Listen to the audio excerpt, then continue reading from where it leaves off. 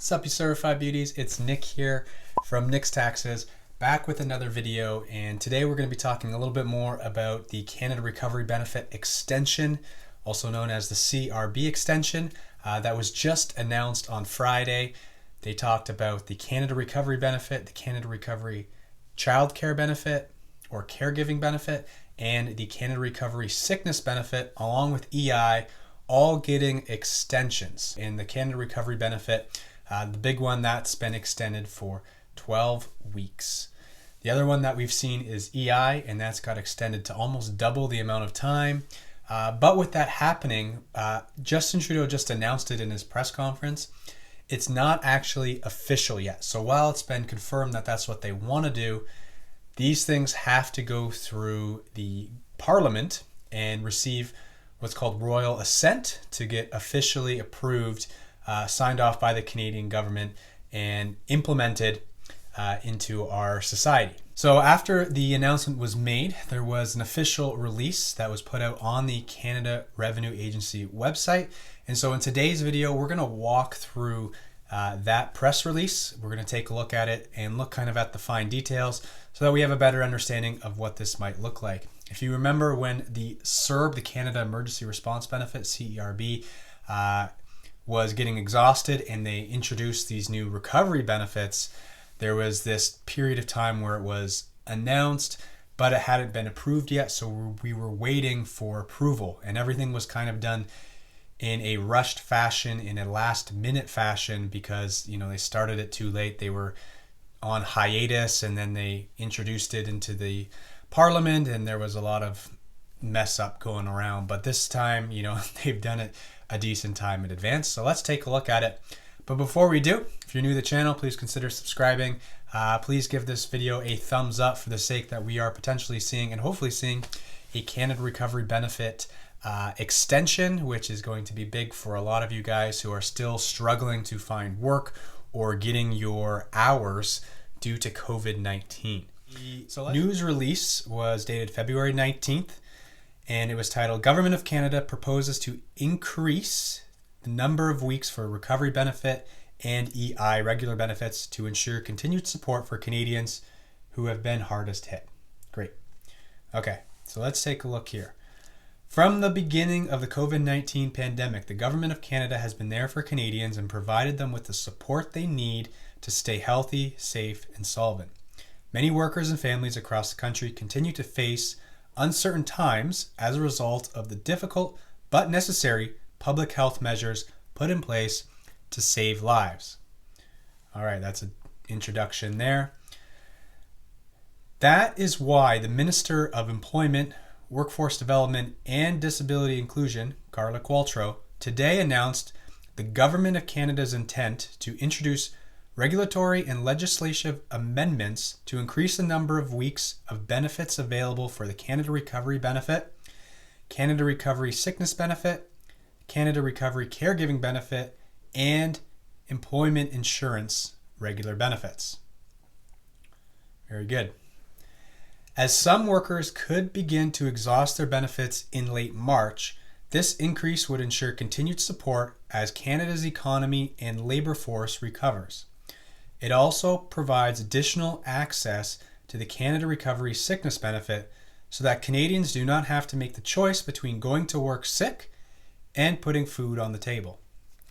And this goes right in line to what we've been talking about this last week, talking about people that are struggling and the kind of anxiousness around the end of these benefits that are soon coming. So here we go. This is the big part. The proposed changes would increase the number of weeks available under the Canada Recovery Benefit and the Canada Recovery Caregiving Benefit by 12 weeks, extending the maximum duration of the benefits through regulation from 26 to up to 38 weeks. They're also increasing the number of weeks available under the Canada Recovery Sickness Benefit through regulation from the current 2 weeks to 4 weeks, and increase the number of EI regular benefits available by up to 24 weeks to a maximum of 50 weeks through legislation for claims that are made between September 27th, 2020 and September 25th, 2021. So that is what we heard about on Friday from Trudeau, and I made that video, and all of that stays the same. There's a little bit more as we read on though. To ensure employees in the federally regulated private sector can access the proposed additional weeks of CRCB and CRSB without the risk of losing their jobs, the maximum length of the leave related to COVID-19 under the Labor Code would also be extended. Provincial and territorial governments will determine whether they need to amend their job-protected leaves in order to facilitate employees' access to the proposed additional weeks of CRSB and CRCB benefits. So again, they're talking about not going into work sick or not having to worry about making that decision if you have to go into work or stay home and not get paid. See, a lot of people don't have paid sick leave or don't have some type of salary in place where if they're missing work because they're sick, they're not getting paid. And so this here kind of helps those Canadians that are in that boat to actually get paid and not have to worry about going in sick, because obviously because of COVID-19 and this pandemic, Canada is encouraging people to stay home if they're not feeling well to, stop the spread. So here's a little bit more details now regarding the employment insurance. It says, subject to the legislation receiving royal assent, in addition, self-employed workers who have opted into the EI program to access special benefits would be able to use a 2020 earnings threshold of $5,000 compared to the previous threshold of $7,555. This change would be retroactive to claims established as of January 3rd, 2021, and would apply until September 25th, 2021. So they're making it easier for those who are self-employed opting into the EI program to get access to these benefits. And September 25th, 2021 is the same time now in which the Canada Recovery benefits are set to expire.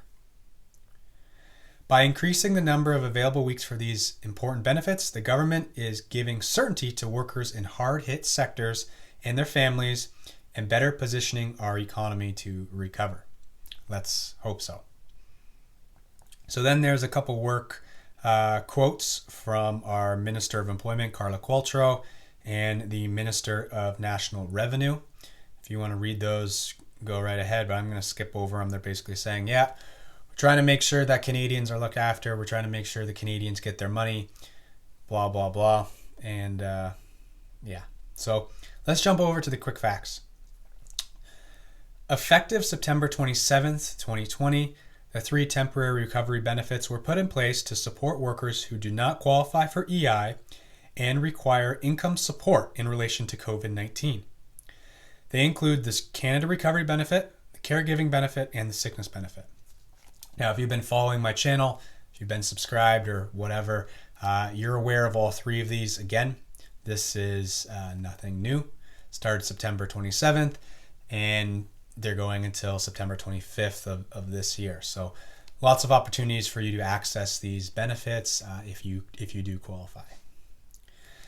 As of February 14th, 2021, the numbers of unique applicants that have access to recovery benefits are: for the Canada Recovery benefit, we've seen over 1.7 million unique applicants.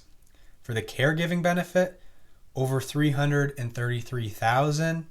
And for the sickness benefit, over 390,000. As of February 14th, Valentine's Day, there were over 2 million active EI regular benefit claimants. So we're still looking at a lot of Canadians that are in need of financial support during this time. Over 2 million on EI, almost 2 million on the recovery benefit. And between the caregiving and the sickness benefit, there's almost 700,000 people. So that's almost, a quarter of another million people right there. So it's quite a few people in need of support. And so Canada is now filling that void. Last point, Canadians would continue to apply for the recovery benefits through the CRA and for employment insurance benefits through Service Canada. Nothing new there. Again, all these benefits are going to be taxable in the year that you received them. And if you're applying for the CRB, sickness benefit, or the caregiving benefit, you're doing that probably online or over the phone by calling the Canada Revenue Agency. And if you're doing EI, then you're applying through Service Canada.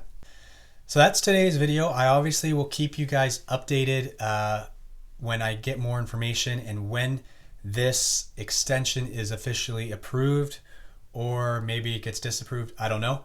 But either way, I will keep you guys in the loop, and that way you're aware of when you can apply or take advantage of these extensions. But thanks again for watching. If you've made it this far, just give the video a thumbs up. Please consider subscribing. Thank you so much for watching. Again, I'm Nick from Nick's Taxes, and happy taxing.